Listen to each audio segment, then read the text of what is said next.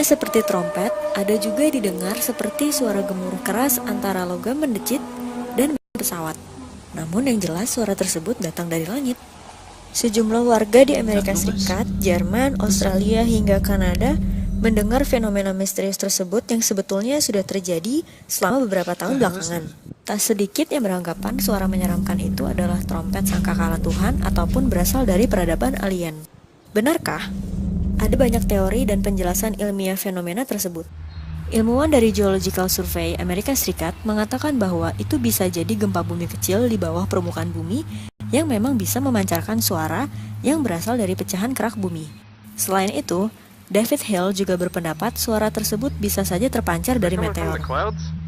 Pendapat berbeda disuarakan oleh tim dari program riset pemerintah Amerika Serikat High Frequency Active Auroral Research Program menyatakan suara itu berasal dari pengaruh dari lini daya listrik, radiasi elektromagnetik, tekanan tinggi gas, dan jalur komunikasi perangkat nirkabel.